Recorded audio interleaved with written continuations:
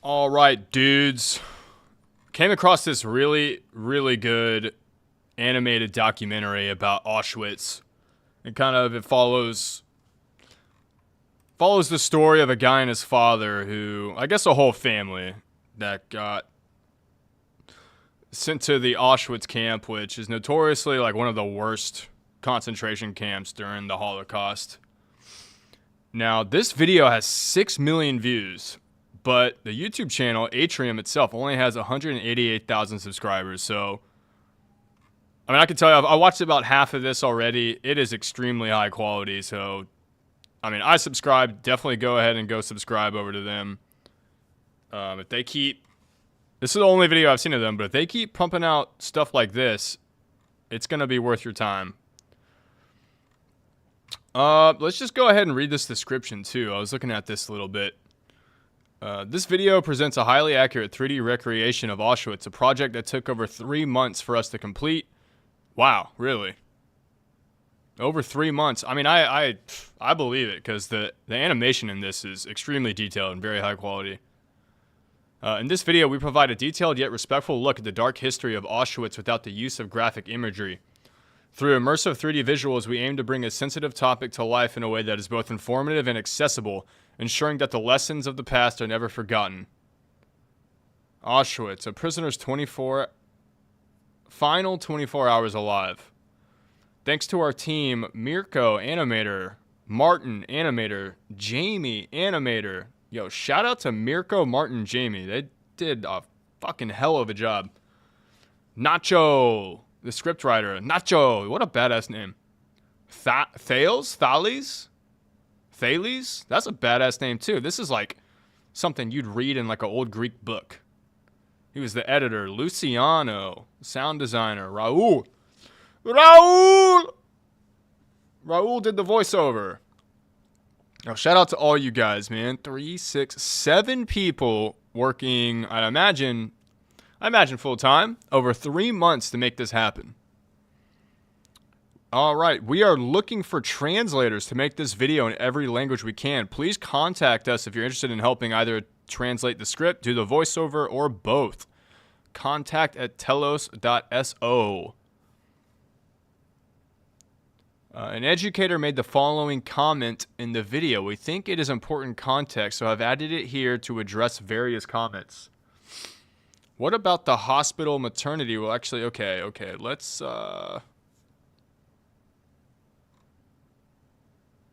What is Atrium? A channel where the most shocking places are explained in 3D.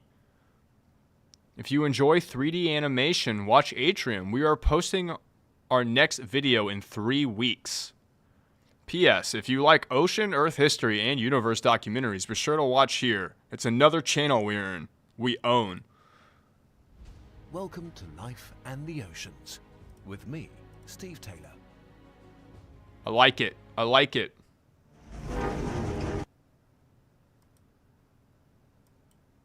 Dude, why can't I... Ah! Alright, let's just full screen it. Let's get right into it.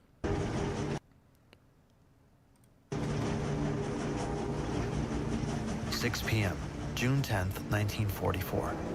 A train grinds to a halt inside Auschwitz for the first time. Hours This gives you a really good look at just how big these complexes were. after departing from Budapest. The doors swing open and thousands of people pour out, clamoring and scanning their surroundings. Smoke hangs in the air, mixing with the sharp scent of pungent ash. Violent shouts from guards direct passengers to place their few possessions besides the tracks.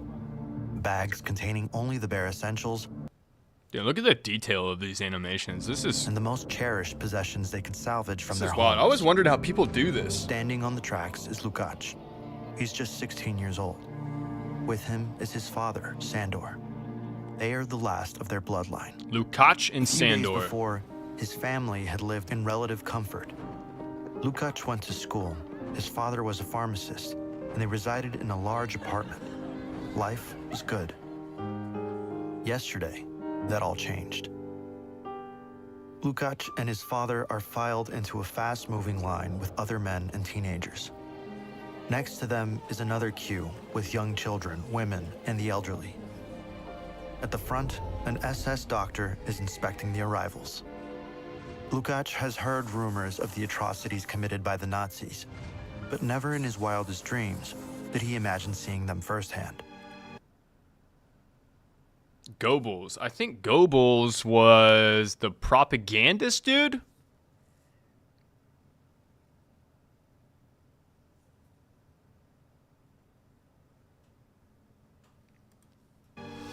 He is standing inside Auschwitz-Birkenau. But what he doesn't realize yet is the true scope of the operation. This complex, covering over 140 hectares, was built.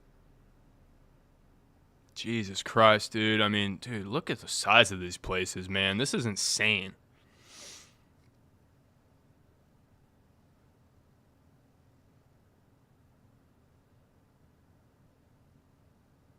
There's so many fucking buildings. This looks like water containers, maybe.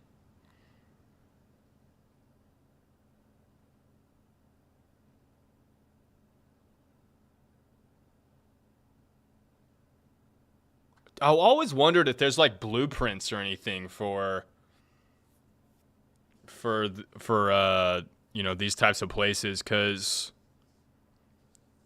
you know, a complex this big is definitely going to have probably some utility requirements. I'd imagine probably not a ton of sewage utilities, except for, like, obviously the Germans. But I don't know that much about them. You're going to have some sort of freshwater supply or a way to get fresh drinking water, right? And also for cooking, so maybe some gas lines, maybe? I don't know. Or I guess, you know, they probably just used cold power stoves back then. I have no clue. Built to imprison, exploit. But even then, like, look at all the roadways. I think this is the train track coming in. And I assume this is all paving right here, so... Yeah, it's crazy. I know there is a guy who also kind of, you know, designed the layout and the, you know, the space usage of all the concentration camps. I forget his name. And exterminate thousands of people. On the right of this was Auschwitz I, the original prisoner camp established in 1940. Oh shit, that's right. Yeah, there was Initially even used to hold the Polish resistance and political figures before it became overcrowded and Birkenau took over the responsibilities in 1942. It now serves as offices for the SS, operating as the camp's administrative hub. All right, it seems like those were already there. Father reached the front. This is no ordinary line. Life or death rests in the doctor's decision. A signal to the left spares them for forced labor. A signal to the right leads to the gas chambers. The doctor pauses and looks at them. Over 80% of the people sent to Auschwitz were murdered immediately at arrival. Just a Holy minute shit, ago, I didn't know that. Tomas, who used to race Lukács home from school, and Mrs. Kovac, the elderly neighbor who would bring them warm bread, was deemed unfit to work and sent to the right. The doctor signals left, and guards push them aside. Some may view this as fortunate, but they are unaware of the horrors that lie ahead. Lukács and the rest of the newly arrived prisoners are taken to the west end of the camp. Lukács enters the building, known as the sauna, and is immediately commanded to strip. He complies. Hair is shaved off his head, arms, and legs. A needle pierces his flesh. Finally, a number is stamped on his skin. 15524. I want to look that up real fast. 15524.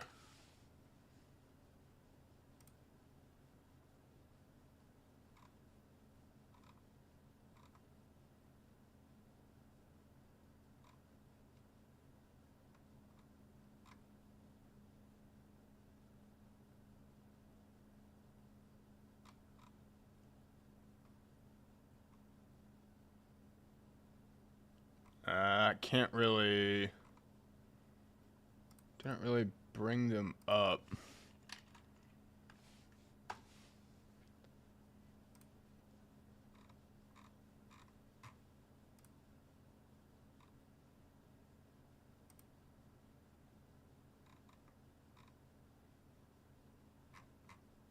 It says A is just means it means they're Jewish, and obviously their prison number.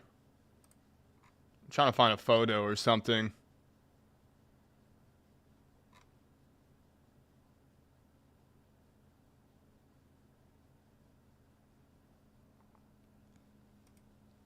In the next room, hundreds of men shower with ice-cold water. Within a matter of minutes, everything that once made Lukács special was stripped away. As Lukács is taken to the barracks, he passes the Kanata buildings. Here was a somber repository of belongings discarded by those who had just arrived, each item telling a story of hope and despair. 30 barracks housed the items of the thousands of daily arrivals. Inside, the buildings were filled with shelves stacked high. Workers were ordered to organize everything, sort it, and package it to be sent out to help the Nazi war efforts.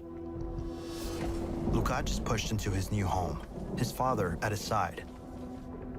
The room is cramped, packed with men and boys, all reduced to shadows of their former selves. Now, I'd imagine they get to wear more than this, because I believe this was in Poland, if I remember correctly, and it gets cold as shit there. If you were just wearing one shirt, like a one-layer shirt and some, you know, thin pants, bro, you'd get hypothermia so quick. Rows upon rows of wooden bunks stacked 3 high, each one barely wide enough for a man to lie flat. That's wild, bro. The air Ain't is no way thick, I could ever sleep heavy on with that. the stench of sweat, decay, and sickness. The floors are damp and caked with filth. The wooden walls are bare, offering little insulation. A single dim lamp swings from the ceiling, casting just enough light for Lukács and his father to claim a small space on a top bunk. On the hardwood, they fall asleep, unaware of the chaotic day that awaits them. They are currently located in the Jewish camp. Birkenau holds 300 wooden and brick barracks, divided by prisoner type. Women are housed in sectors B1A and B1B, while Romani prisoners are in sector B2E. Other groups such as homosexual men, criminals, and Jehovah's Witnesses are also segregated. Each group wears a specific badge to indicate their identity. Lukács barely slept. He rises from his bunk. That's what that was saying. Hold up.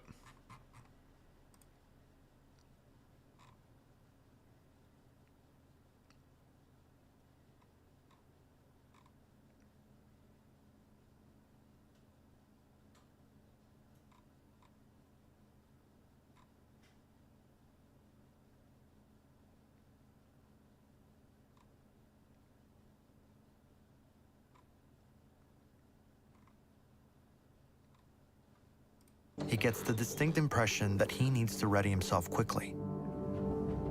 Everyone shuffles out of the barrack. The rain starts to come down. Lukács feels the cold seeping in. His body shivers as he stands in silence. Around him, shoulders sag under the weight of exhaustion. A man in the row ahead stumbles, collapsing face first into the mud. Not a single prisoner flinches. An SS guard notches something in his book. Time feels heavy for Lukács. Will anyone help him? He thinks. One of the guards barks an order. A prisoner in a similar uniform, but with an armband, hurries forward, and without hesitation, grabs the body by the arms. The man is dragged away, leaving a smear of mud in his wake. Lukács knows it. He has just seen death for the first time. It's becoming clear that survival here depends on endurance, attracting little attention, and not falling ill. Yeah, that's fucking wild, dude. I Lukács would just is try to assigned take a one of the work group guards at out. Auschwitz, and a troubling fear settles in. He doesn't know where his father is going, and deep down, he fears he may never see him again. As he walks with the others to his station, a strange melody begins to waft through the air. Lukács glances around. searching for the source of the music. He spots an orchestra. A group of women stands under a watchful gaze of a conductor, performing songs for the prisoners. Their voices rise in haunting harmonies, contrasting sharply with the I never grim knew they could play surroundings. instruments. Before they leave his sight, he locks eyes with a young girl playing a flute. She gives him a smile. Lukács smiles back. As he arrives at his station, Lukács is shocked. Monowitz is the third and final edition of Auschwitz, a huge factory complex. Oh, It shit. primarily produced synthetic rubber and fuel, exploiting slave labor of the camp to support Germany's war efforts. This large industrial complex was dominated by tall brick chimneys emitting thick, black smoke. The factory buildings are massive, with barred windows that give them a prison-like appearance. For the next 6 hours, Lukács works to the bone. Any excuse will result in being shouted at, tormented, or beaten. His group is tasked with offloading and moving sacks full of heavy raw materials from a train cart onto a conveyor belt. As Lukács works, he loses himself in thought to distract his mind from the pain. He wonders why so few people knew of the Auschwitz operations. That's because the camp, being located in southern Poland, about 25 miles from the major city It of wasn't Krakow, Poland. was no accident. Upon creation, it had already established railway connections, allowing the easy transportation of prisoners and supplies. Its proximity to populated areas allowed the camp to remain inhabited, while its relative isolation helped hide it from the world. His thoughts continue. Throughout the morning, 2 other prisoners collapse and are left to die. Unlike earlier, no one is there to take them away. As the clock strikes 12, the workers stop. It's time for food. Lukács has passed his ration of watery soup with rotten turnips and potato peels. While Lukács eats, he overhears 2 fellow prisoners discussing rumors about bizarre experiments taking place near the main hospital. Inside one of the rooms is Joseph Mengele, one of the Potato peels. I wonder if, dude, I mean, I think the potato skins do have some nutrients, but obviously, fuck, man, can't be much, especially if it's just like a little kind of broth that you're eating. most evil doctors the world has ever seen. Look at that mug. Today's task involves working on twins, a particular obsession of his. A few days prior, he infected them with typhus to see how their genes affect their risk of getting sick. Now, he's checking on their progression. If one twin dies, the surviving sibling is killed to allow a side-by-side dissection. His mission is racial purity, and his experiments have no limits. Meanwhile, I love that like, fucking Hitler always like thought blonde hair, blue eyes was like pure or whatever the fuck. He didn't even have blonde hair and blue eyes. I genuinely don't fucking understand that shit. And I think he was a meth head too, right? Monowitz, the day wears on. Lukács feels his legs growing heavier with each step. Or on some speed The or work coke or seems something. endless. Then it happens. He slows down just for a second.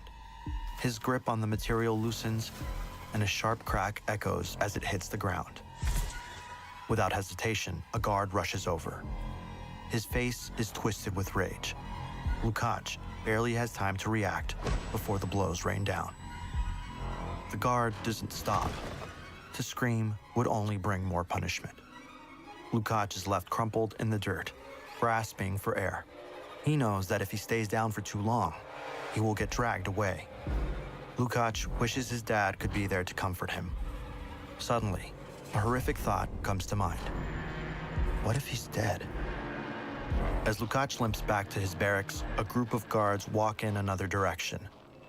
Their quarters are a very different world, sheltered from the horrors that surround them. This section of the camp is made up of over 30 buildings housing hundreds of SS guards. The barracks are made from brick and include multiple rooms, often equipped with basic furnishings such as beds, tables, and personal storage. The same officers torturing and murdering prisoners every day have access to amenities like proper sanitation facilities and heating. 7 p.m. Lukács is walking back into his barrack. Amongst the hundreds of prisoners there, he's using his remaining strength to see if his father is amongst them. Finally, near his bunk, he sees a man hunched over with blood on the floor. It's his dad. He hugs him, Shit, what happened? but his father is almost too weak to stand. He was assigned to work laying railway tracks, and during the day, someone tried to escape. They were shot and killed on the spot. Almost everyone else in the group was beaten badly, including his father. This is what I don't fucking understand. Like, if you're gonna use them for slave labor, like, why would you try to beat them up even more? Lukács tells his father to stay put and rushes off to get food. On the northern side of the camp was a row of kitchen barracks. There was one or two for each section of the different population groups. Inside, prisoners are preparing dinner for the workers. Lukács arrives and manages to find 2 stale pieces of bread and a small sausage. He quickly hurries back. While his father recovered in his bunk, from the corner of his eye, Lukács noticed a small group of prisoners huddled together on the dirt floor. They were playing chess. The pieces were crudely fashioned from wood. The board itself was scratched into the dirt floor. Its lines uneven, but clear enough to follow. One of the men saw Lukács hovering over and invited him to join. For a few minutes, they weren't in Auschwitz. They weren't prisoners. They were chess players, strategists, tacticians. For the next few... That would definitely help. Just being able to take your mind off shit and, have something else to focus on.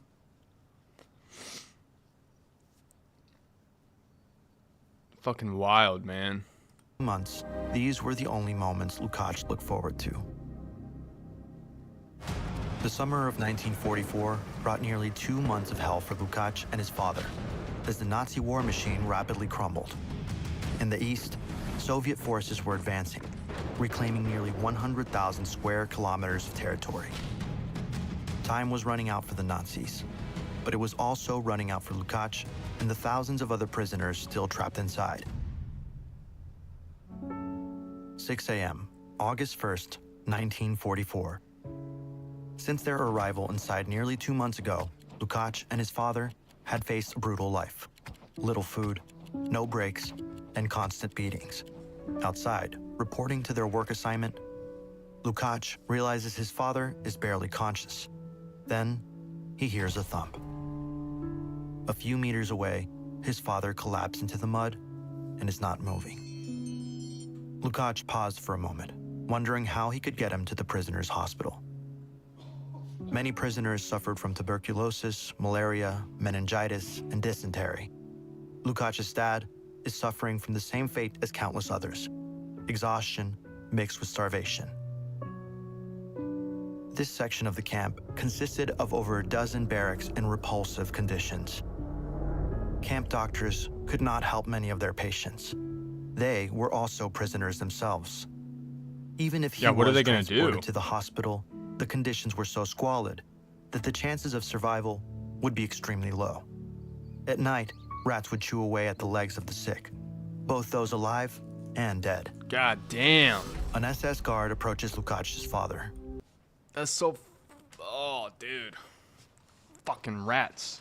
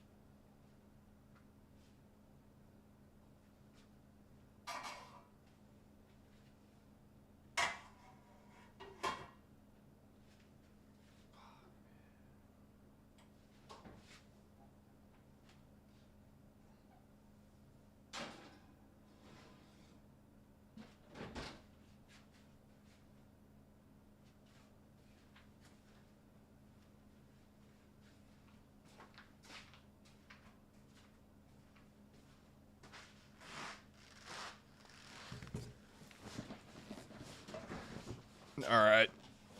Man, I've been cooking these two, like, chuck shoulders. It's been like 4 hours now, man. They're still not done. There's probably a good 5 pounds of meat in there, so that's probably why. I'll let it go another 30 minutes, I think. And screams at him to raise himself up. He musters whatever strength he has to shakily stand. But his fate is sealed. The guard gives one signal, and 2 other guards come to escort him away. He won't be heading to the hospital. Lukac's father is placed in a steady-moving line entering the crematorium building number 2 in the northwest of the camp away from the prisoner barracks. These 4 structures are built with deceptive facades to prevent panic about the imminent fate. Inside, the room is bare and windowless, except for one unsettling feature: a series of tall, mesh-covered columns that stretch from floor to ceiling. These columns were the delivery system for Zyklon B, the cyanide-based pesticide used to murder prisoners in horrific numbers.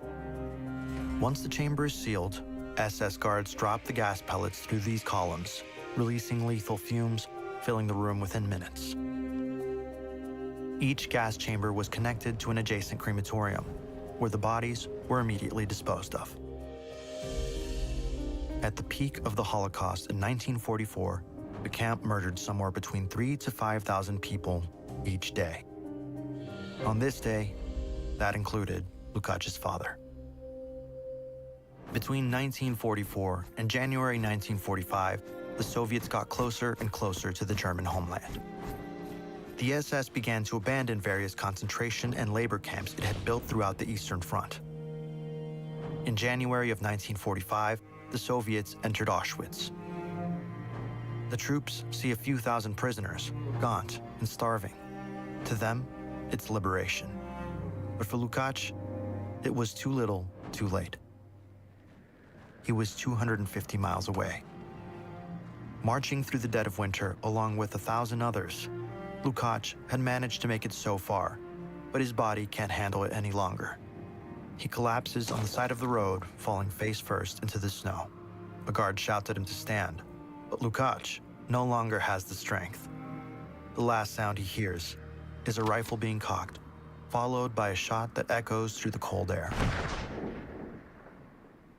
Auschwitz operated from May 1940 to January 1945. Shit, I wasn't watching. Did he die? Delivery system for Zyklons.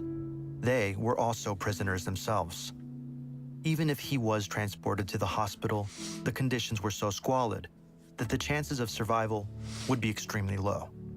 At night, rats would chew away at the legs of the sick, both those alive and dead. An SS guard approaches Lukac's father and Fucking screams rats at him will to eat raise anything, himself huh? up. He musters whatever strength he has to shakily stand, but his fate is sealed.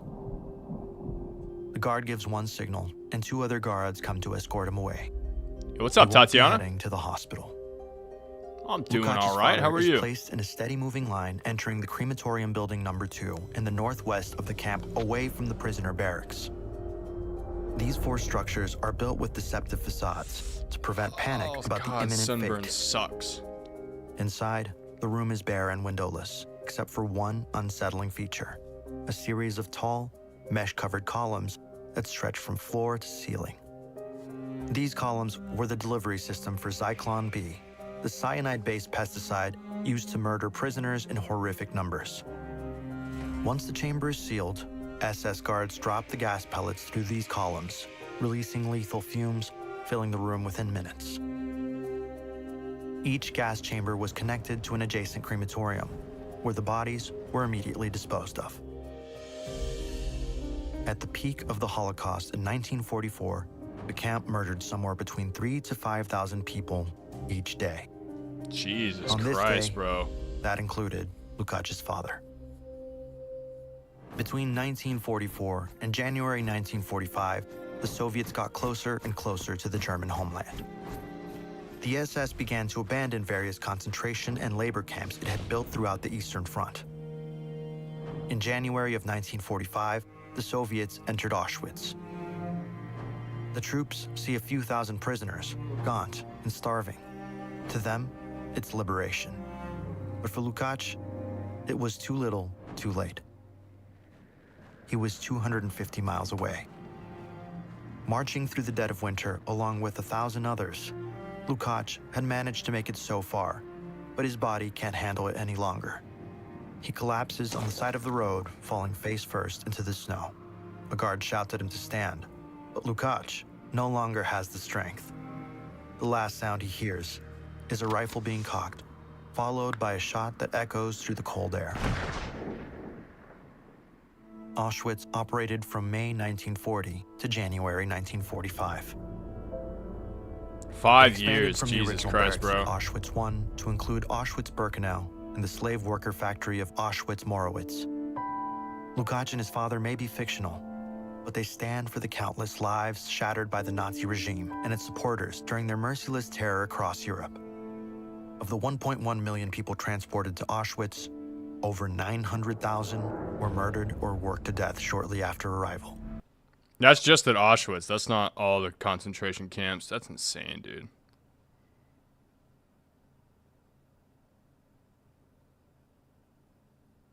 This is the entry to the gas chamber.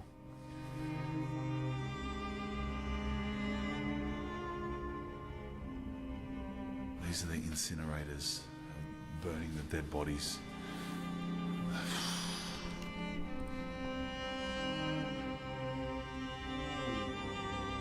Located in a small town of Auschwitz in southern Poland, Auschwitz was once a network of concentration and extermination camps built by the Nazis during World War II.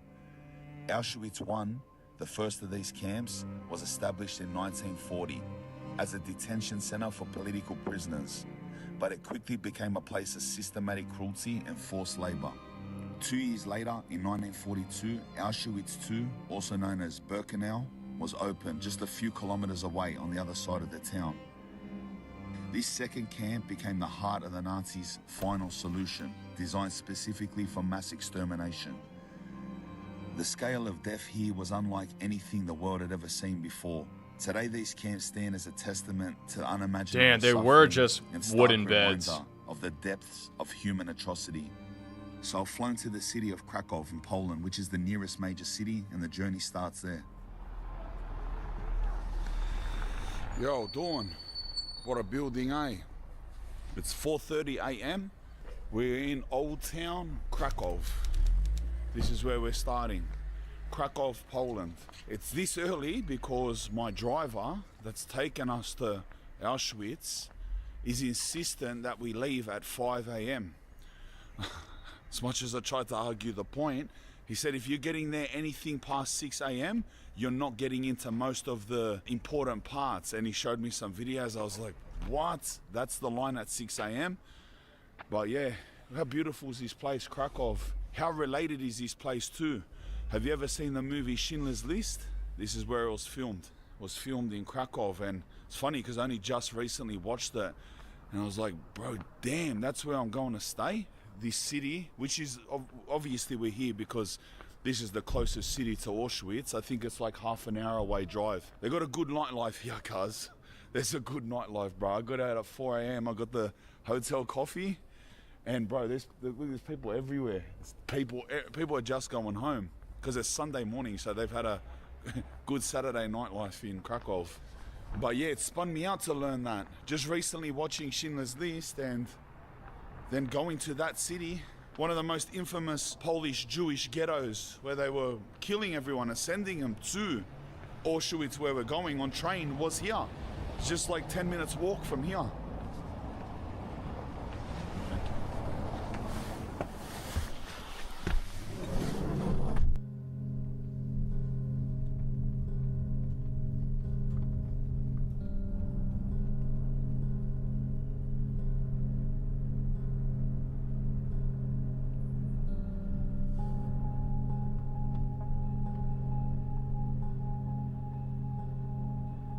It's crazy, dude. It looks so much different over there than Okay.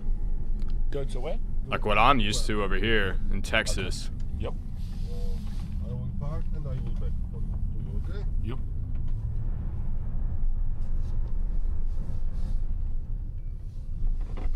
go to end. Yep. Okay, I go on the back. All right, thank you. Welcome.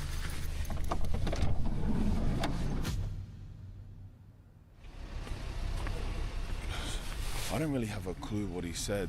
Something about the politics, but he said just go to the end of the line and I will vet for you. I'll speak for you on your behalf because the politics. This is what he said. This is my understanding of what he said. Beside that, it took an hour to get here. I guess That they may was a not lot speak longer English. I than don't know. thought, but bro, what a beautiful drive that was. Cause the Polish countryside is gotta be one of the best I've ever seen. Straight out. It was like the grass is frozen over. Lakes had fog all over them. The trees were like red and orange. It was just crazy. Look at this. It's 6:45. My driver was saying the ticket office doesn't even open until 7:30, but we had to get this early, an hour early, just for the ticket office. Because look already. Yeah, that's actually insane. And it was showing me a video that by the time the ticket office opens, the line's down the street around the corner. So it's like a race to get here. You got to get here like an hour and a half early. And look at everyone wearing like a lot of heavy Gotta clothing. Skip ahead to guarantee that we go in when the first camp opens at 7:30 with that group behind us. We're halfway in that line there. And that line there now goes back around the corner and down the street already. Look across there at the car park. All those buses have come since I put this camera on last. But yeah, we just saved heaps of time, lad. He's gonna leave us now, it's the driver. And I'm going in. I don't ever You stand in must lines go like in that. with Fuck that. Groups. They're called educators. You must go in. You can separate from them, which I will, but you must go in with them.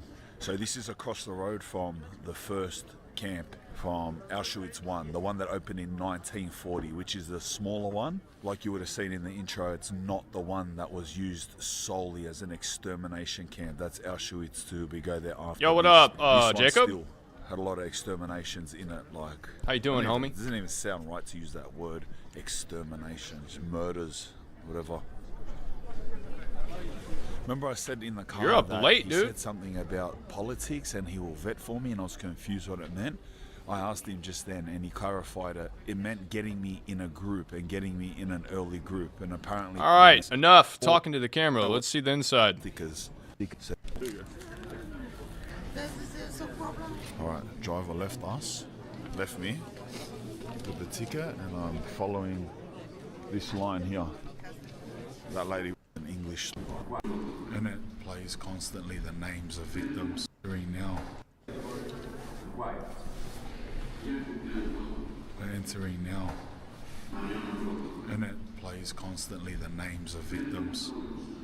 These names you're hearing are the victims' names.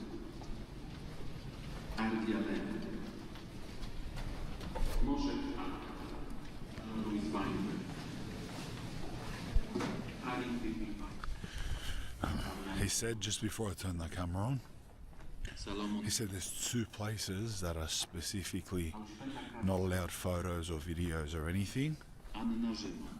He didn't say what they were, but Why? when we get to them, I'll explain them. He said something too. He said when you take pictures in the place you're allowed, he said please don't do any like posing pictures, like, and remember that it's a place that 1 million people lost their lives.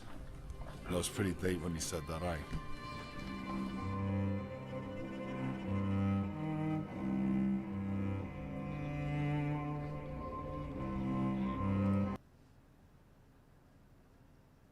The site is preserved for future generations. I wonder what that means.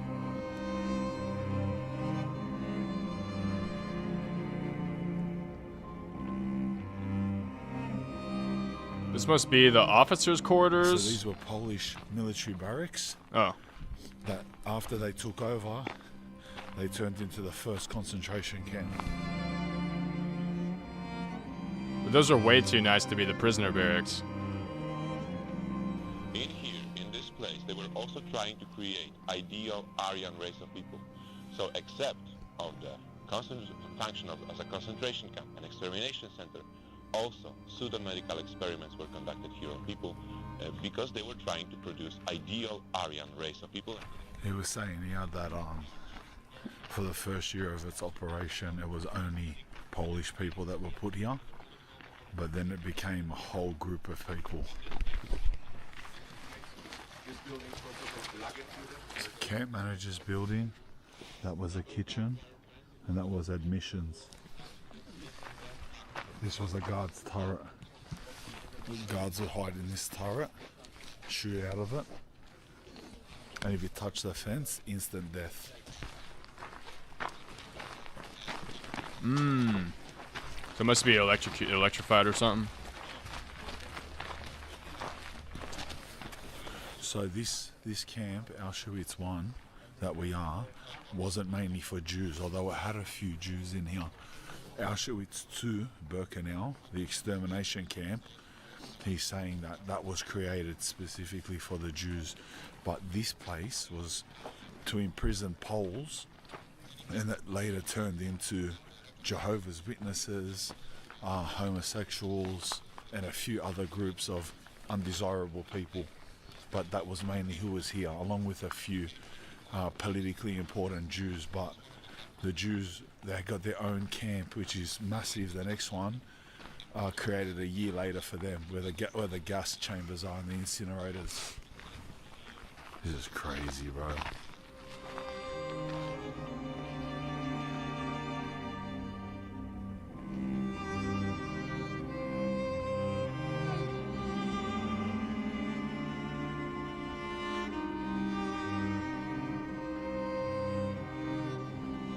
That actually surprised me then, that he chucked on the list of the first groups of people to be imprisoned and killed. They were killing people here. They were specifically targeting Jehovah's Witnesses. I never heard that before. Bro, this is mental, lad.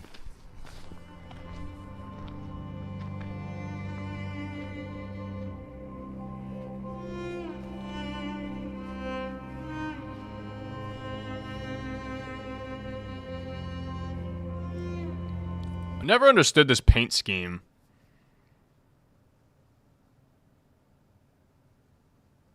Just gray and white.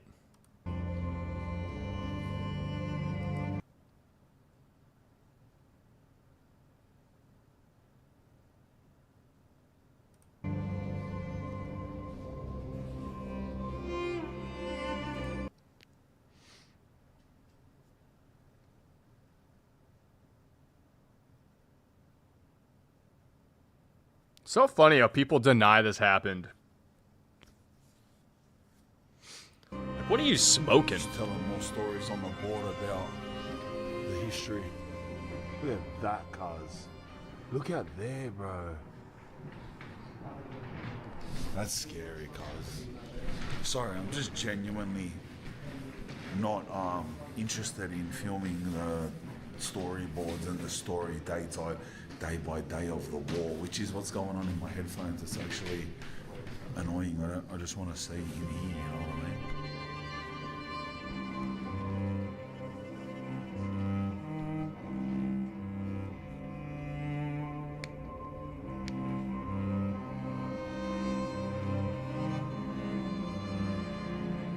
I can see in that next room, not the room that we're in now, the next room, whatever is in there is that not to be photographed. I can see the signs.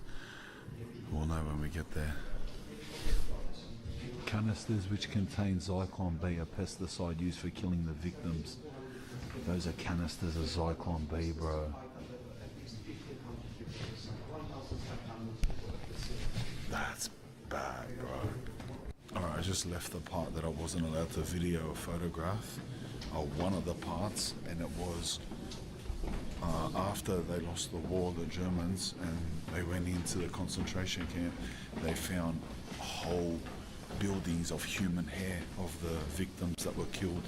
So there they have a big glass display of all of these ponytails, like all this girl's hair. Oh, like all the hair that they had to cut off when they got there. Half a building worth of like human hair, and it was all on display there. Like the real hair, the real human hair. That was crazy.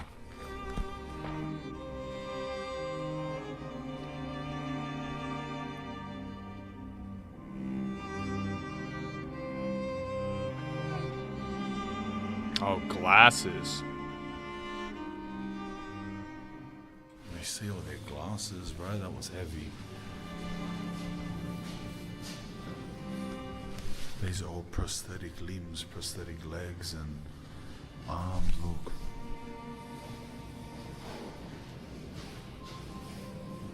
That's craziness, cars.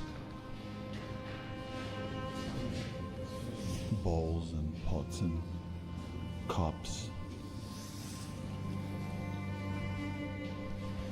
Bro, seeing the stuff like that makes it so real, bro. Seeing those prosthetic limbs, bro, what? Why is it purple in there? Like that's the actual, like everything here. Is that the window? What was here when they came and freed it, you know? Oh, the shoes. God damn. Look at this. There's literally millions of shoes here. Bro, these are all kids' shoes.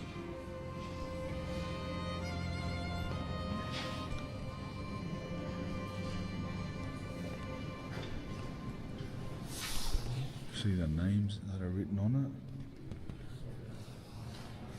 See, they all got their names in white. Like how when you watch the movie Schindler's List, and when they get off the train, they say, leave your stuff here, or they come out the house, leave your stuff here, and they give them like a white pen, write your name on it, leave it, like you're never seeing it again. That's them writing their own names on their things, bro. Never seen Schindler's I wonder what List. inside all of these blocks, because there's so many blocks, bro, and they only use specific ones of them that they have those like, things in to look at, like museum blocks. But I wonder what like the other 90% of them are used for. You can see like block 5 and 6 they're going in. Oh, this one block 6 is something. Block 4 and 5 they're going in. But the majority of them are just probably just kept the way they were, eh? This is a block called Living and Sanitary Conditions. This prisoner's barrack shows living conditions of the main camp, Auschwitz 1.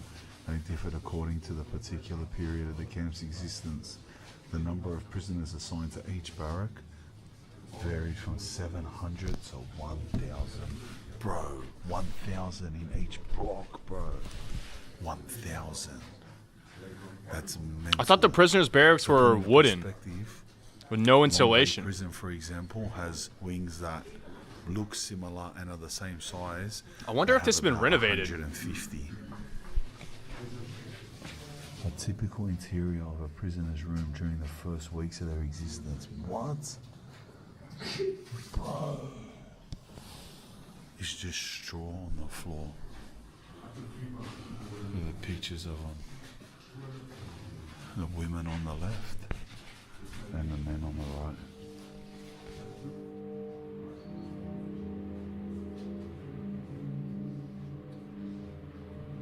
Wonder why they took pictures of them.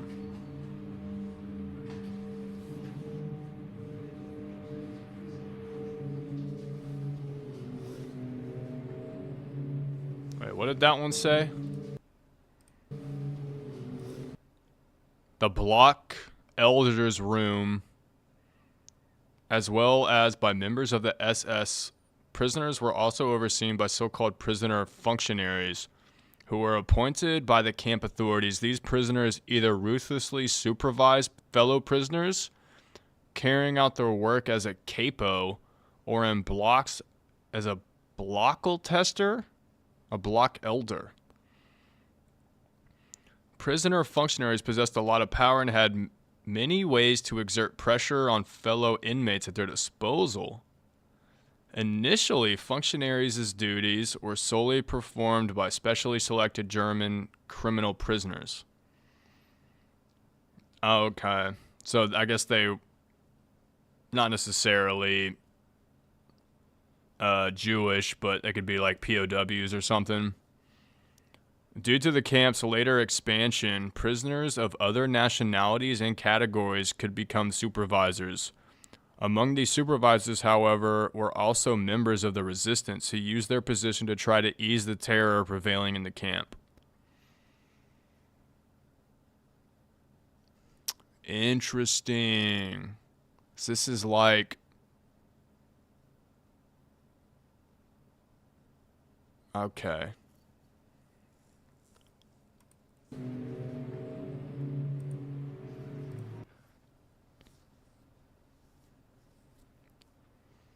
Bro, that looks wild. Look at this block 10. Look what it says. Several hundred women prisoners, mainly Jewish, were held in 2 upstairs rooms of this block and used as human guinea pigs for sterilization experiments conducted by Professor Karl Klauberg, a German gynecologist, from April 1943 to 44. Some of them died from the treatment they received. Others were murdered so that autopsies could be performed on them. Those who survived were left with permanent injuries. Other SS doctors also conducted experiments on women in this block. Right there, they were full putrid, bro. They were full. They used to experiment on kids and everything, bro. I learned heaps of that stuff ages ago, cuz in this courtyard, in the courtyards between 10 and 11, between these two, SS shot several thousand people at the death war, mainly Polish political prisoners, leaders and members of resistance organizations. Several thousand people were shot at that wall at the back there. Like, bro, like that's how many people died, cuz. Like millions and millions, cuz, like that you just go to one little camp and one little block shot on that wall, you know? That's, you come in here, the Gestapo was sitting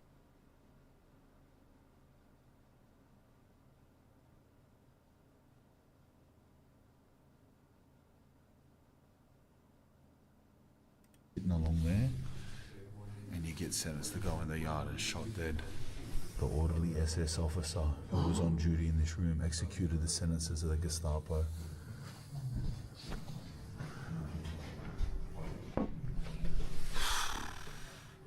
Gestapo court, Gestapo executioner lives there. They take you out in the yard. Thousands and thousands.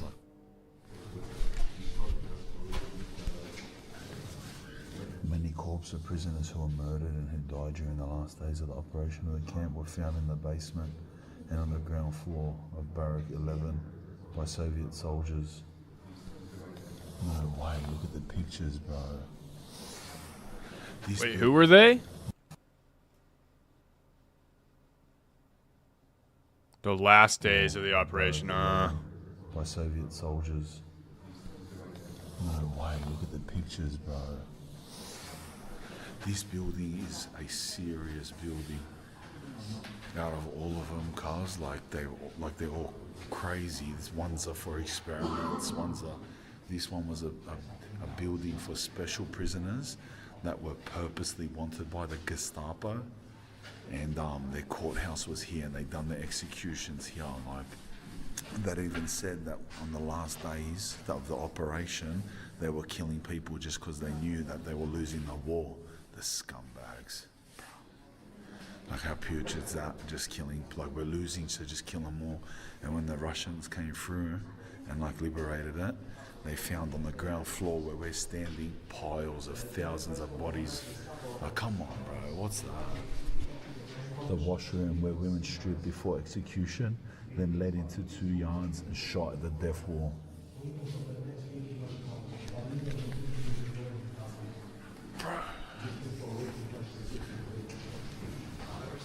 That's another point. I'm not allowed to photograph from here. I don't actually know what was any different about that part that you couldn't photograph as opposed to the rest. It was just underground cells, little holes, and you just look through and it's just a blank cell. So I don't know why specifically. It was eerie, like, but it was no worse than anything else. There was nothing. Maybe that's where they were doing parts of experiments or him, something. Pictures or anything. It was just empty cells, yeah. And we're going out to the courtyard now. But you know what hit me the hardest? That washroom where the ladies strip off before they get taken to the wall. The men who were sentenced to do shot death stripped off in this room. So this is the men's room. Wow, one for the men, one for the women, bro.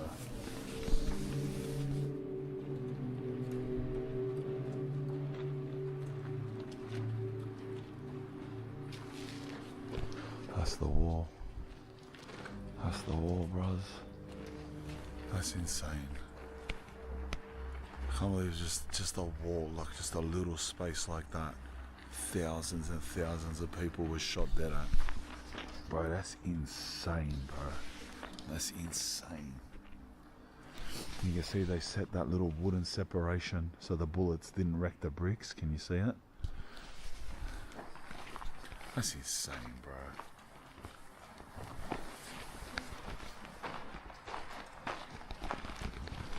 Like, lad, the place looks as scary and as grim as it would if it was a Hollywood set.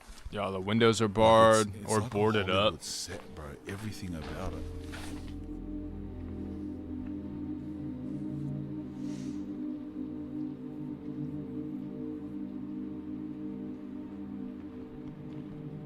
Remember I said back there that those cells I couldn't film in? And I said, what about them? I don't know. They were just ordinary cells with little holes. They're called starvation cells.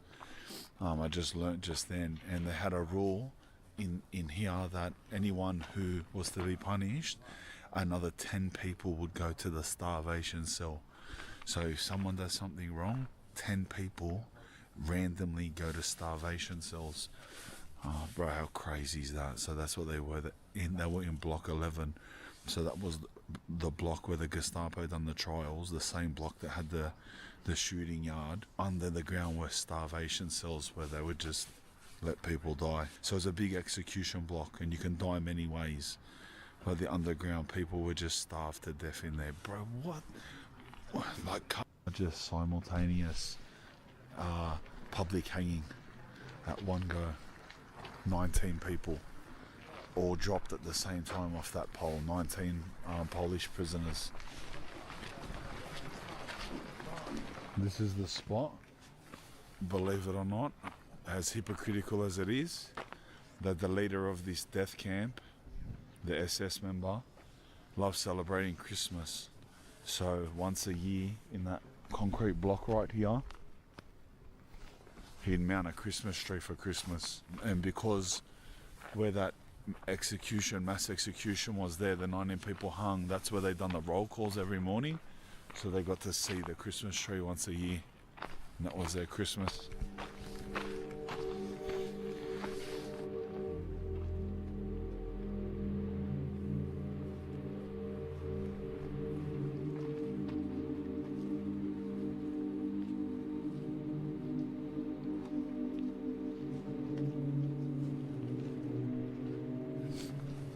The lad was getting pretty deep then about the injustice to Poland, not only are we talking by the Germans, but by the Russians and the Allies, the British and the Americans that ultimately won the war. He was saying that even after like Hitler was defeated, all the countries were celebrated except Poland, and he was saying like this is where they were the heaviest target and this is where most of the shit went down. It's like they're the only country that didn't get a rebuilt plan after the war. They're the only country to receive zero reparations until today. He was saying that even though the trials of the SS members and the Gestapo that happened here, barely any of them were sentenced by the Russians or the Allies. After their sentence, barely any of them were imprisoned, and the ones that were 2 to 3 years. And it was so bad, he said it's such a smack in the face to Poland that West Germany and the Allied government, including the English and all that, actually gave houses and retirement plans and moved a lot of the SS members after the war around as like we're friends now type of thing. And he got all dark and he goes like, The only punishment for those people should be hung or shot.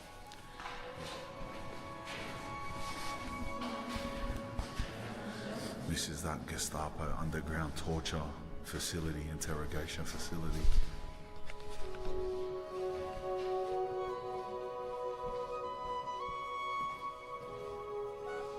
I missed that part. These are the incinerators burning the dead bodies.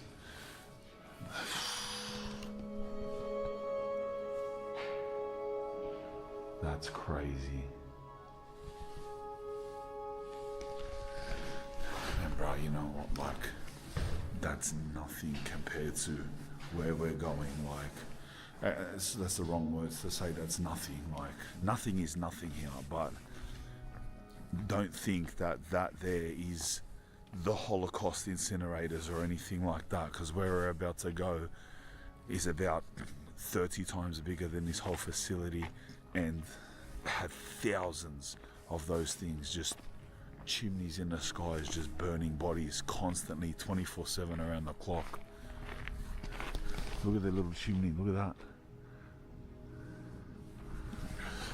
So to add on top of this whole experience that the people would have had here, the smell that they would have had all day would be burnt bodies coming out of that chimney, just to add a scent in the air to every other thing they experienced while they were here, as the icing on the cake. I think we're leaving this first camp. Well, that's exactly how it looks like in the animation too.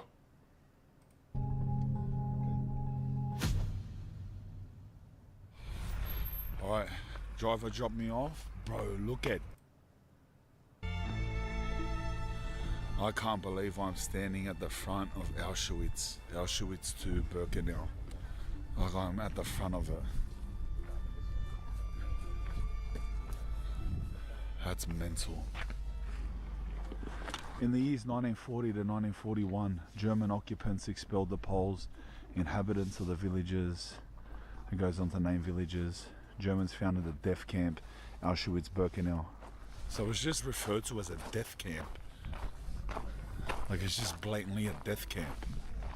Yeah, pretty much, right? That's crazy. That's crazy. Look at that, bro.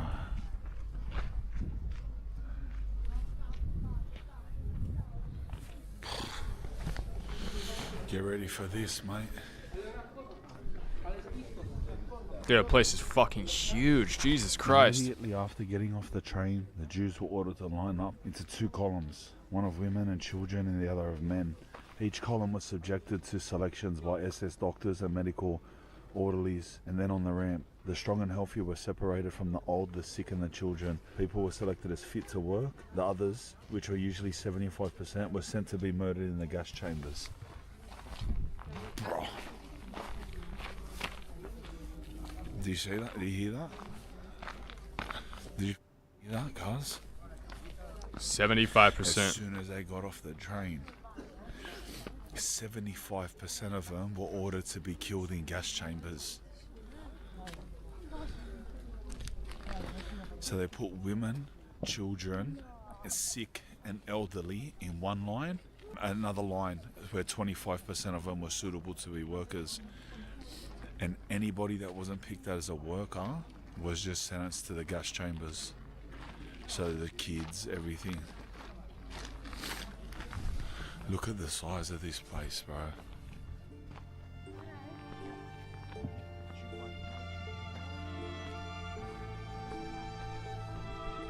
Dude, that place is so much bigger than I thought it was gonna be.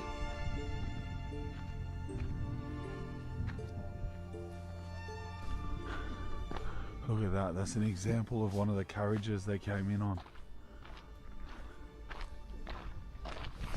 Listen to this. I asked ChatGPT. At Auschwitz Birkenau, which is specifically this camp, approximately 1.1 million people, most of whom were Jews, were murdered. Most of those in gas chambers. 1.1 million people right here.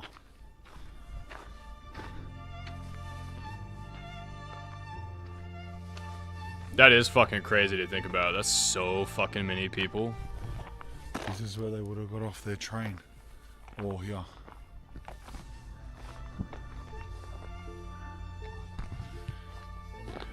This is one of the carriages. Trains from all over Eastern Europe. Would have been dozens of these carriages just full, like, look. No windows, no air, no nothing. Just full of Jewish families. Going on train rides for countries. They used to bring Jewish families in from other countries. Just bring them in from Hungary and Czechoslovakia and through like Yugoslavia, all of these countries. And just ship them here just because they were Jewish. In one of these things. All the way to Auschwitz to all get off here. Imagine how many times a day trainloads of people would have got off or where those tourists are gathering. 75% just families instantly just move, separated. You're all dying. All your kids, all your women. Pretty much everyone. What do you mean your kids and women? Everyone. 1.1 million people, bro. This freight car was donated and conserved by the family of Hugo Lowy, who was murdered here in 1944. This freight car has been placed here to commemorate the Jews deported from Hungary, who were murdered by German Nazis in Auschwitz-Birkenau death camp. Listen to this. Listen to this, bro. That's why they got a little Hungarian flag here. Listen to this. More than 400,000 Jewish men, women and children were deported from Hungary in similar freight cars to this, in more than 100 transports during the spring and summer of 1944. On arrival, most of them were murdered in the gas chambers instantly here. Bruh, 400,000 people in the spring and summer of 1944. That's just the Hungarians. That's just the people from, this is just a monument for the Hungarian, 400,000. That's crazy, eh? Just for being something. I was saying at the user over there. Look at the size of this place, eh?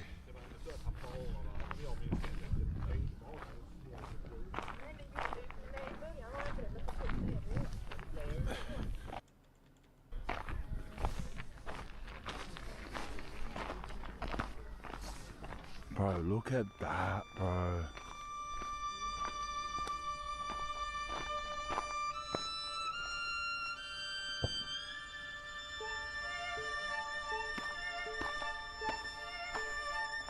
It says at the start, Jews selected by the SS for immediate death in the gas chambers of crematoria 4 and 5 were herded along this road. Bro, look who they were killing, bro. Look who they were killing, bro. Look, lad. They were walking, look, that's the road. That's it. These are the type of people the heroes were killing, cuz. Scumbags. Road they walked down, lad. For immediate death.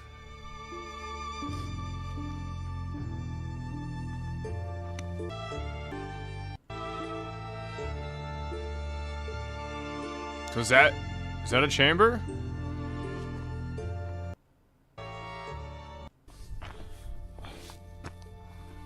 Like we've just, bro, we're not even. Or maybe were all those blocks there is?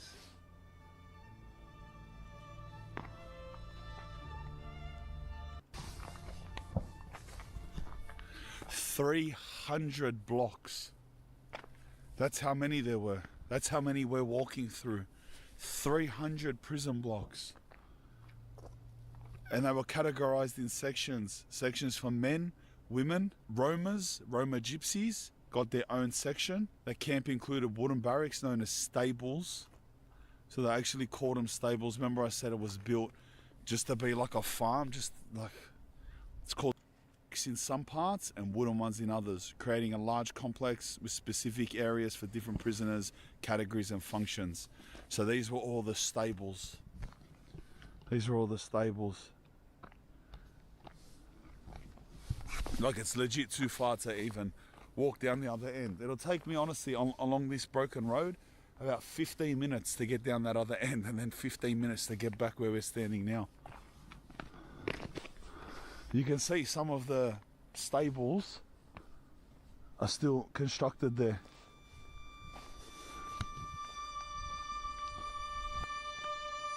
Yeah, it's literally as big as a fucking, like, small city.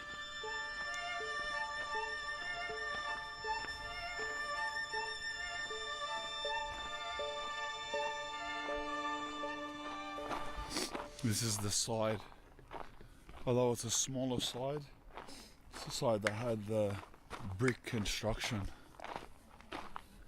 Maybe this is where they put the people suitable for work, which explains the size difference, because that one's like 3 times bigger back there in the stables, and pretty much they were just waiting for it to be gassed.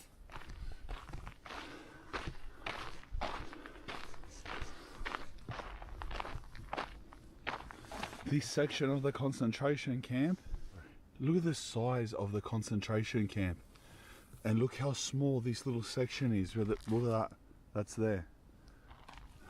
That's that long road we're just walking down through the middle. This section of the camp was used in August 1942 as a camp for women from different countries. Towards the end of the war, the SS began to make arrangements for closing the camp, and in 1944, some of the women were evacuated, the children and sick were transferred to Compound Bill, and then considered fit to work and moved to Compound Bill. Look at this, in 1931, in this barrack, Jewish children were kept for use by SS Dr. Josef Mengele for criminal medical experiments. 1931 is here.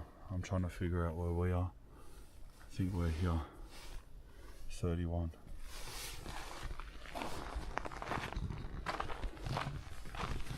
I told you, bro. Absolute putridness of the earth. Experiments on children. Block 31. Josef Mengele. A putrid name, eh? Josef Mengele. If I ever go to hell, I'll remember that lad's name. I swear.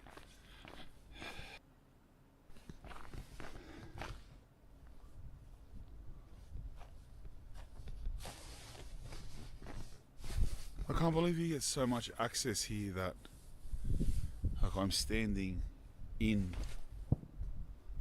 one of their prison blocks.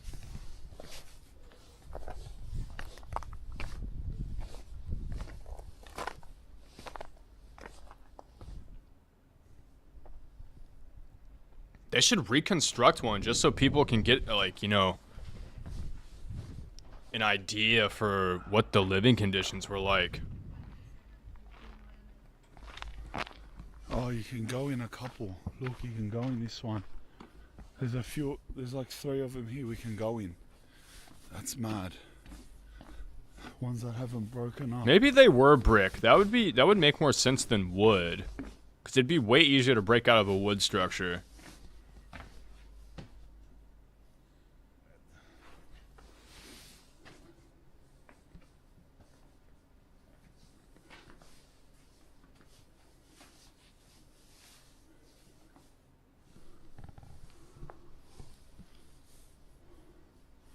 They would have been toilets.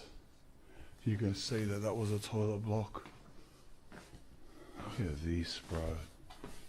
Look at this.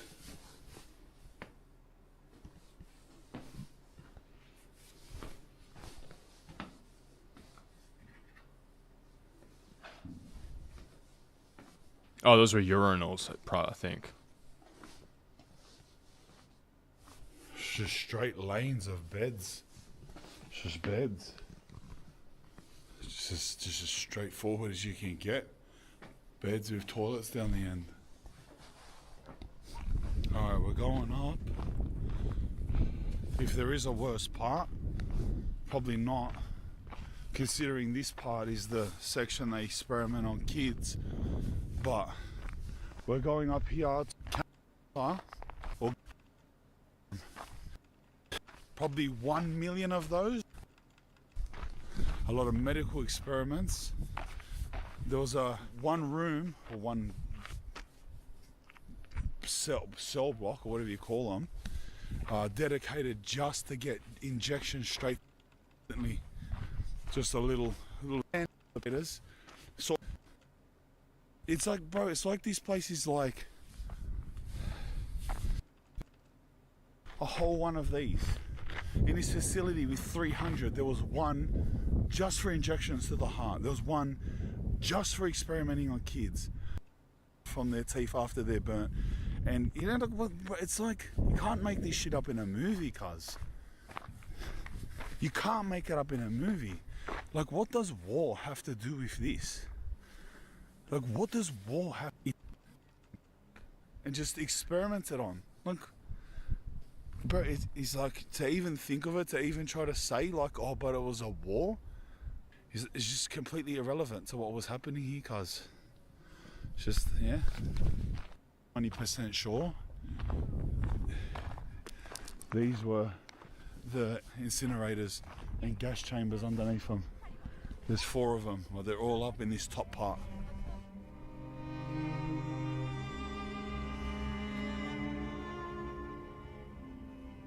It says, to the memory of the men, women and children who fell victim to Nazi genocide, here lie their ashes. May their souls rest in peace. And it's in Polish and Hebrew. What do you mean, here lie their ashes? Are they saying that it's there? What does it mean, here lie their ashes? Is it implying that this is something?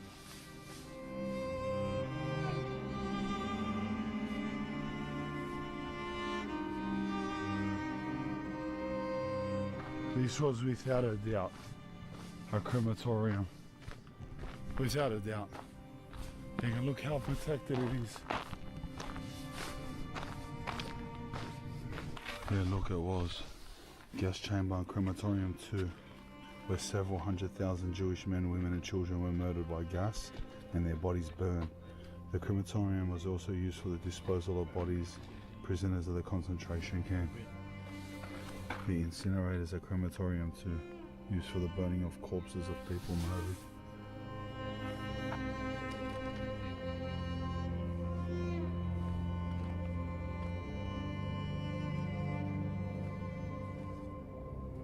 What of them tell is that a lot of, like, not that anyone's more important than anyone else, but for the lack of a better term, important people were killed just because of their achievements. Like, the Nazis were that strung up that they would kill people that were just like important people in society, you know? Kill people. Think that I'm seeming to think that those holes there, like, just shallow about it. That's crazy, man. Yeah, whoa, it's crazy. Like, that's what you think, you know? But, like, that's the stairs, cuz. That's it. That's where they went. It's the path they walked. It's the stairs they went down. And there were 4 of them. Because most of the time that one was probably full. So, nah, you 50, you're walking down a bit further. Your staircase is a bit further down. All day, every day. They designed the gas chambers in these 2, not the other 2. The other 2, it says it looked more rudimentary. These 2, the gas chambers, were designed to look like showers. They even had fake shower nozzles to reduce the amount of people fighting when they went in. So in these 2, they used to trick them. They used to make it look like, and they used to hand them a bar of soap.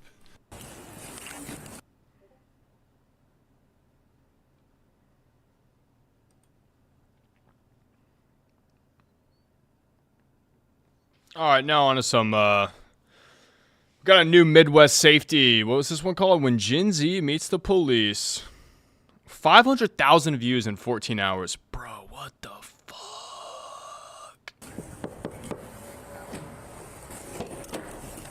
Hello. Can you step out here and talk to me? Yeah. Are there any weapons in the car? No. No. Okay, who is he? He's my boyfriend. That's your boyfriend? Okay. My keys broke off. Okay. So my keys in my ignition. I literally pulled up and I can't get it out. Okay, where were you coming from tonight? My work. What do you do for work? What do you do for work? I'm a server. Okay. And where are you guys trying to go to now? Oh, they were blazing. Where's home? Uber. Like 10 minutes away. Okay. But my keys broke off and I literally can't get it to do shit else. Besides this. And just sit here? Yeah, I don't know. Like my windshield. It's okay. Just hold on. We're just talking right now, so just leave it right now. I just wanted you to see. Like, I'm not doing anything. Yeah, go ahead and close that door. Okay. No, my windshield wipers are just going. My key broke off. I'm trying to look for my spare key. I don't know how to get it out. So, what's going on tonight between you and him?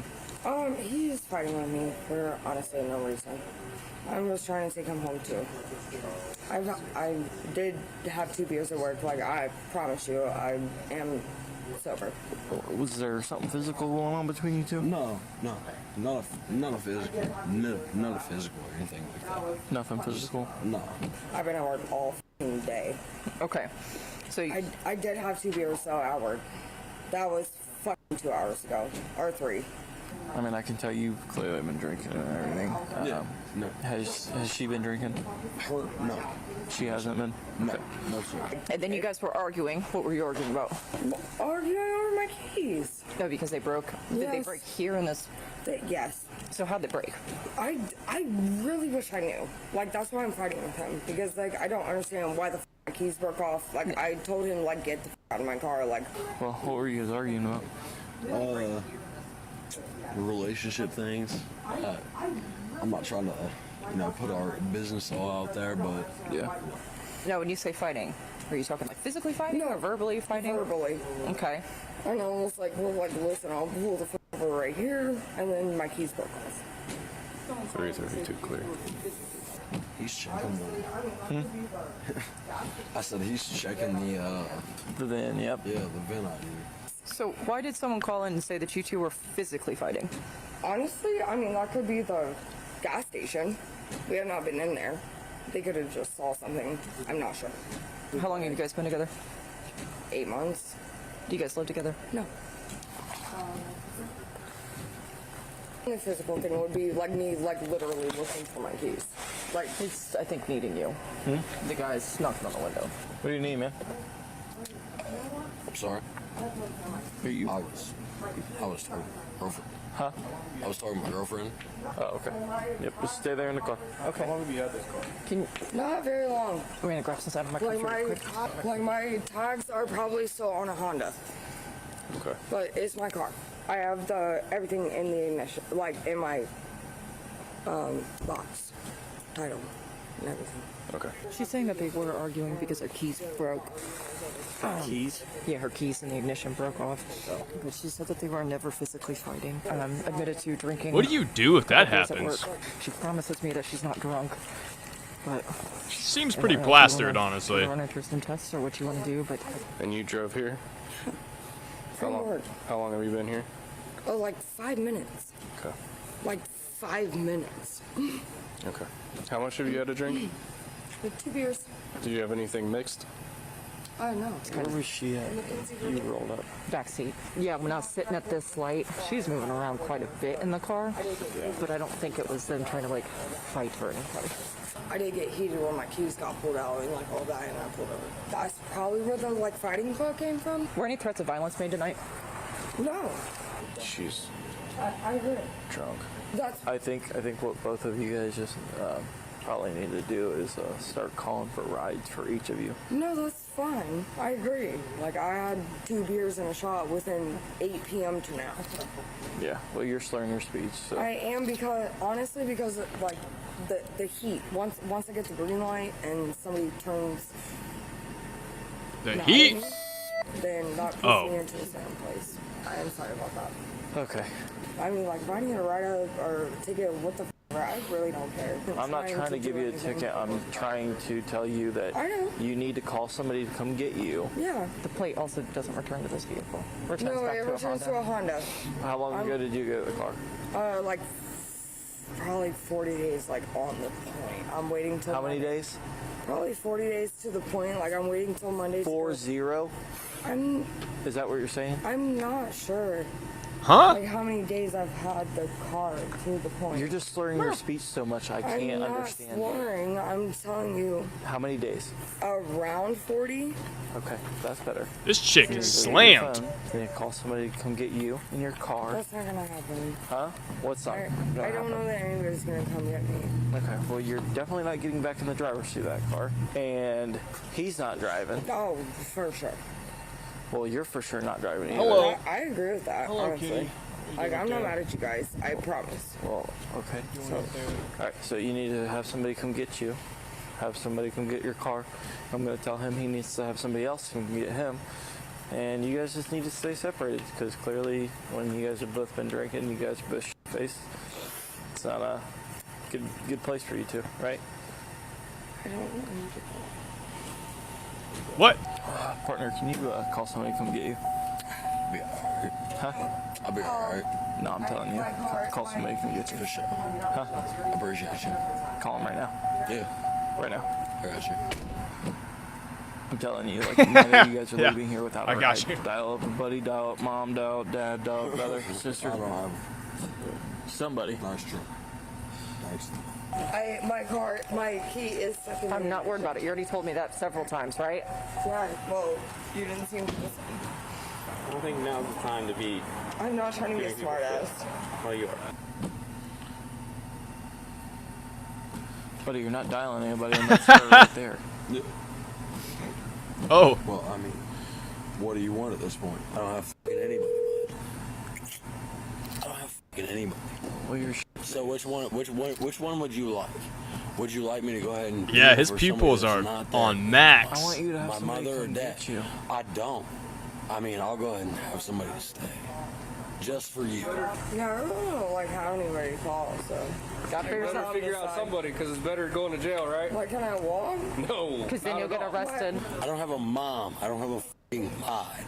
Do you I don't, have I don't friends? have defendants. Do you have Who? friends? I heard you say friends, dumbass. Who the fuck No, you I don't calling dumb? fucking have anybody. I don't fucking have family. I don't have fucking friends. What do you want from me? I want you to call Exactly. somebody to come get No, I'll get. I'll go ahead and get home for you, so I have friends that can go ahead and set me home asleep, so I get sleep. What are you talking about? What? What's about to happen is about something you don't want to see. What? What's that? Just go.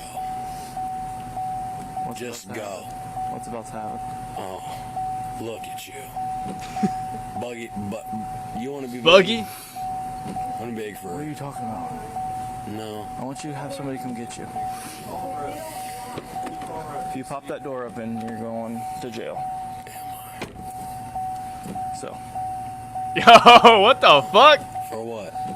Disorderly conduct. See, see the thing when you try to process somebody for a process, you gotta have a reason, and I haven't really For a done process. anything. So it's wild that you're trying to go ahead and have a reason for me when I've done A reason. My mom died Monday. I'm sorry to hear that, but you need to get a hold of somebody. Who the fuck else do I call? I'm sure you know other people. No, I don't. Why don't you go ahead and step back a few about you said 10 what? feet? I said, why don't you go ahead and step back about 10 feet? You think in any I need way... you to have somebody come get you. Listen to me. No. Go ahead. Here.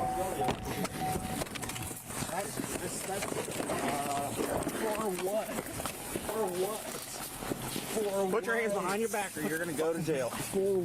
Dude thinks he's like a fucking movie character villain. Quit resisting. For what? I was trying to talk to you. I didn't even do anything. I didn't do anything. Kelsey. I can't help you. For what? What have I done? Can I put my phone into my car?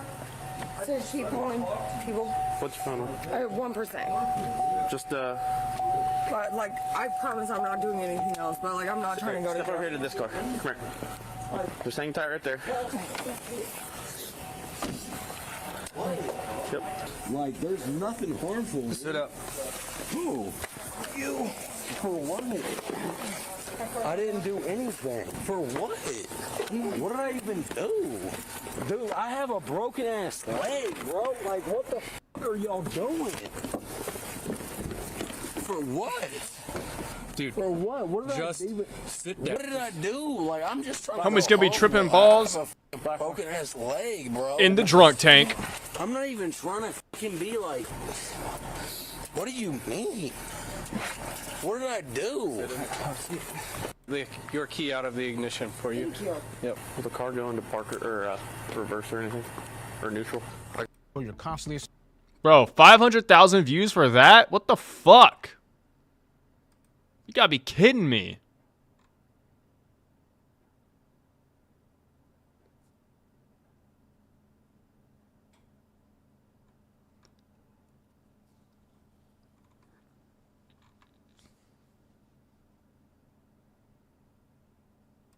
In the early hours of March 23, 2018, a 911 call came in. I need to take this. Dude, fuck it. It's done. If it's not done, I'm still gonna eat it. It's been too goddamn long.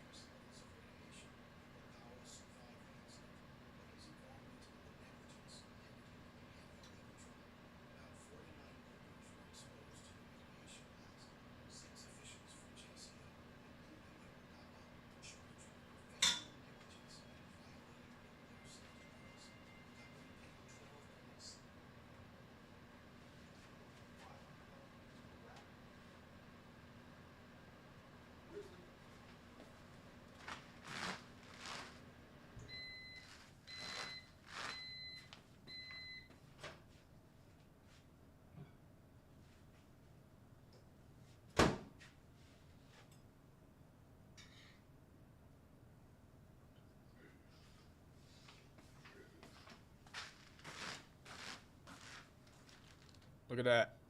You probably can't see that. Big old plate of taters and meat.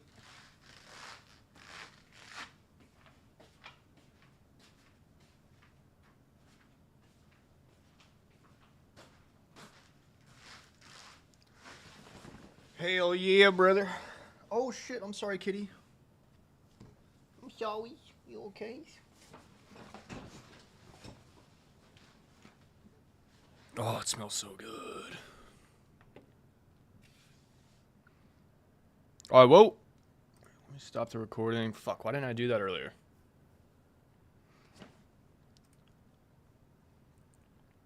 She plotted the perfect murder until her son spoke up. So her son saw her do it? This is from The Villains. I don't think we've watched a Villains video for a little while. In the early hours of March 23, 2018, a 911 call came in reporting a man lying, seemingly dead, on a front porch.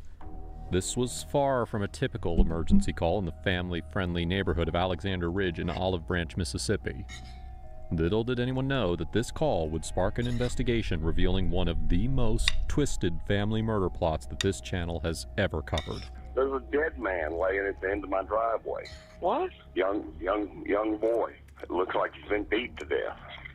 When you say young, like child or teenager? Teenager, young adult.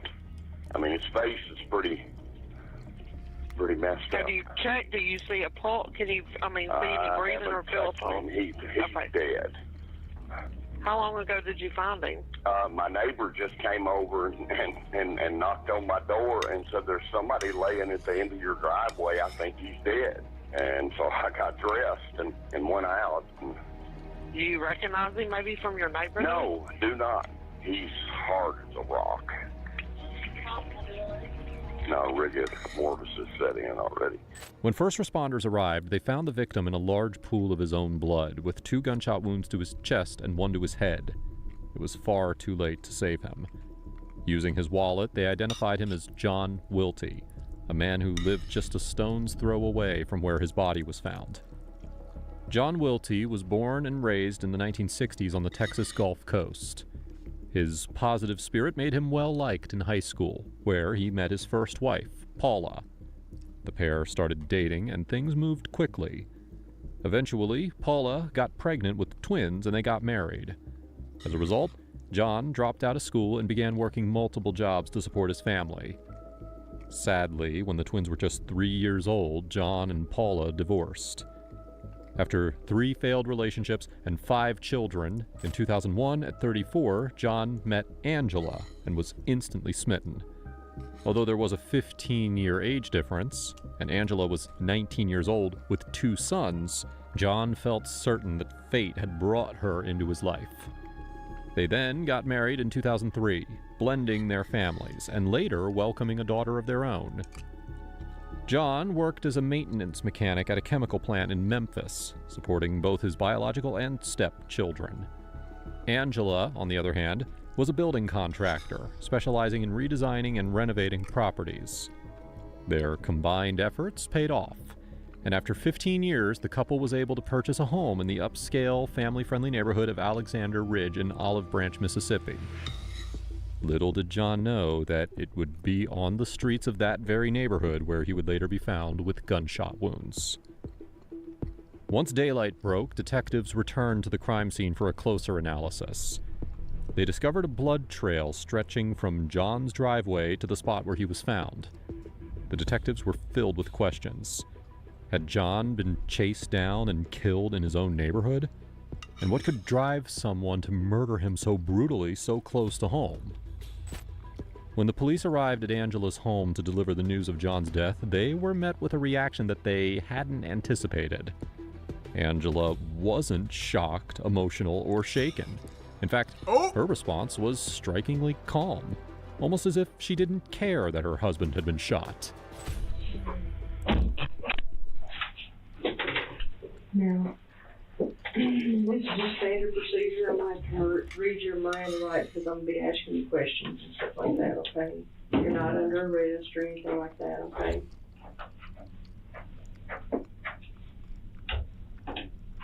This is your Miranda form. It says you have the right to remain silent. Anything you say can or will be used against you in a court of law. So, what time did your husband get home yesterday?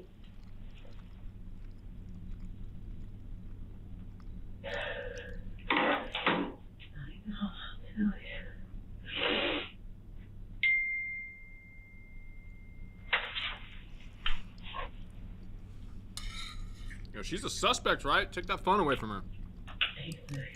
Stay over. Just now leaving. 3:57.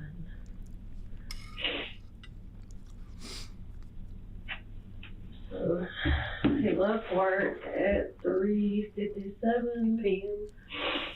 Yeah, he told me I had to stay over, and I'm just now leaving at 3:57 yesterday. We had a big fight. It was August 21st, 2015. Yeah. Fuck remembers this shit. I need a shirt. Oh, but my fucking sunburns, dude. We'll try it out.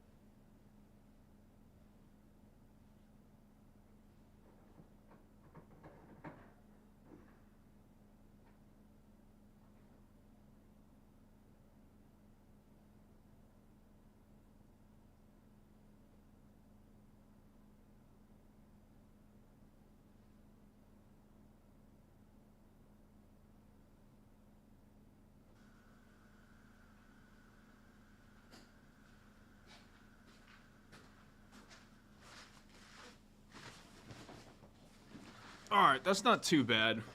I think I'll actually get some decent sleep tonight. Hopefully. Wear sunscreen, y'all.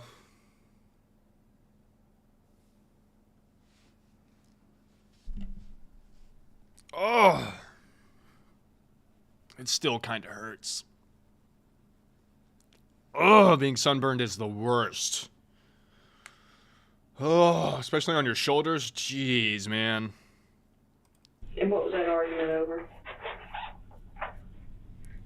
He was drinking Jägermeister, which John never drinks hard liquor. He's not a drinker. I've got 4 Bud Lights that's been in my refrigerator for probably a year. Mm-hmm. He doesn't drink. Okay. He never drinks? He hasn't drank anything since he's been back. He might have drank 2. There was a 6-pack. He one periodically, but he's not a drinker. But on August 21st, he was drinking Jaeger. Yeah. Where did y'all live then? We weren't together. Okay. We were living separately. He lived in an apartment. I lived at the house, and he called me over to the apartment. He had been drinking. We had had a big fight prior to the incident, and he beat the out of me. So you went over to the apartment, y'all got into a fight, and then he beat you up, and then what happened? He went to jail. You called police? No, I didn't. I wasn't able to call the police. He was trying to kill me. He told me. Somebody else called the my son police? did. My 18-year-old. Was he with you? He was driving. I wouldn't drive that night because I've had like 2 Smirnoffs, and I'm not going to drink and drive. Okay. Angela hadn't been entirely honest. She and John had a big fight where Angela slashed John's knee with a box cutter. What the fuck? When the officers arrived, John took the blame, even offering to go to jail so that Angela could be with their kids. But was this a foreshadowing of Angela's potential violence? Until fuck that. November. Like, this crazy bitch cut me. November 15, 2015. Get her gone. He came by my house, and he had his girlfriend with him. And then she got out of the truck, and I told John, I said, look, what you doing, kitty? Can you please have your girlfriend get back in the truck? What did he come to the house for? To bring my daughter her birthday present, which was like an iPhone watch or whatever, Apple Watch. Okay. But I asked him nicely, I said, tell your girlfriend to get back in the truck. I think it's very disrespectful. We're still married. We're not divorced. We're not legally separated. So I appreciate it. Should get back in the truck. Yeah, fuck that shit, dude. You ain't being nice. You ain't giving no pee. We're not legally divorced. Shut the fuck up, bitch. Respect that. So he asked, and you cut his ass. And she did. Not his ass, And his knee, we but stood you out know in I'm the getting, you know I'm garage. getting He at. gave Kate her watch, and he wasn't there long at all, and he left. He got to where he would come by. This bitch is ugly as fuck, Every too. weekend, sometimes every weekend, sometimes once during the week, take her out to eat. Because that was our biggest fuss. Okay, don't go being with somebody else and give up on your daughter. You've done that 5 other times, and I'm not gonna let it happen this time. So when all hell and all that broke loose with him and his girlfriend in October, I think it was. What do you mean, all hell? He found his girlfriend in the bathroom, almost dead on heroin. Had a needle stuck in her arm. He called me a couple of days after that and he was talking to me about the problems he was having with her and all that. And I told him, I was like, John, really, hon, what is it gonna take for you to quit messing with somebody like that? I said, you're a good person. You deserve better than that. You don't deserve someone that's gonna take you for everything that you have.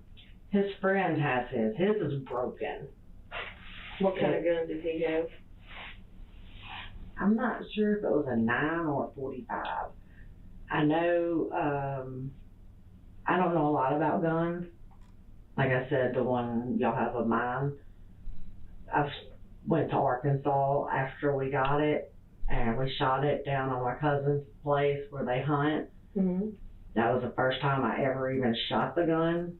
And then I took my son to the gun range before he went to the Army, and I let him shoot it.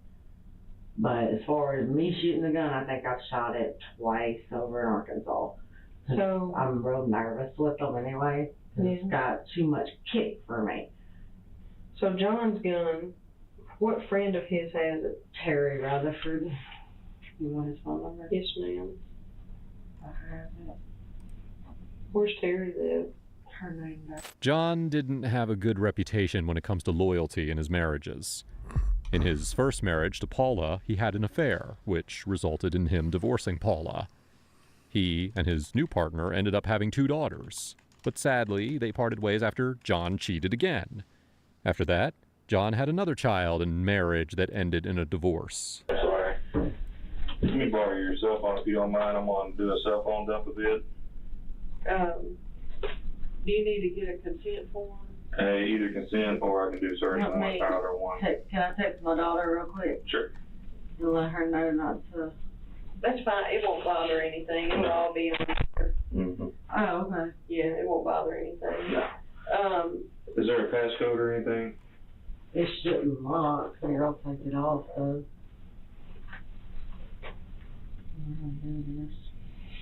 Connection sounds, notifications. Lock screen. Oh, where was that? Yeah. Oh, there it is. Screen laptop. Look at you. I have to do this all day. Do you have any objections to him? I feel like I'm being accused here now. But this is a process of elimination. You know, when a spouse, something happens to a spouse, you have to eliminate the other spouse.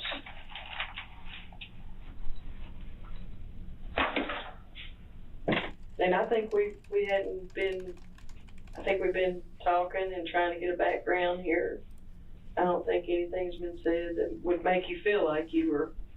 Back at the crime scene, detectives found John's truck parked in his driveway with the driver's door open and a cartridge casing lodged in it. Beneath the truck, a black towel with 6 bullet holes lay on the ground. But what did this mean for the case? I mean, just talking to you, you're calm, you're cool, I feel like there's more to y'all's relationship than what you're actually letting me know. You're using your husband, y'all fighting and not getting along and all that. Me and my husband hadn't been fighting, like, just recently. Like, because he's stressed. He is very stressed over money. Because he knows he owes a lot of money to the court. And your money. How much money would you say you have in your account right now? He just got paid yesterday. So y'all aren't hurting? We're not hurting, no. But I don't always tell him everything we have. So he doesn't know you have $16,000 somewhere else? He does know. He knows we got money. He don't know exactly how much.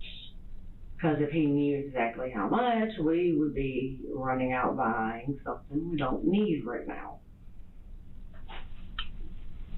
My thing is I want to pay all of our bills off, which we're working on it. He just paid tons off the other day. It was like $570 for some furniture crap that was going on. But he likes to shop. He wants a sports car, the one that we can afford. And I could be okay with that if we didn't have the truck payment. I just can't see having 2 really, really high payments. Because I don't work every day. I don't work all the time. Like, winter months, it's hard to find some work. Because I can't work in the cold at all. It kills me. Does your husband talk to the guy you worked in Florida? Do they have like a talking friendship? Do they call each other and talk? No, they don't talk to each other on the phone. They text or anything like that? No, they don't. No. Does your husband text anybody? Just you, other than you? And no, he texts his kids, Franco, Terry, a lot of dirty pictures to the guys at work, men stuff. But no, me and my husband don't have a horrible relationship. Have normal family issues. Because I've been doing this a long time, okay? I got 20 years just at this. I'm scared to death right here. I ain't even gonna lie, I ain't never been in the jailhouse like this. Well, I'm gonna tell you right now,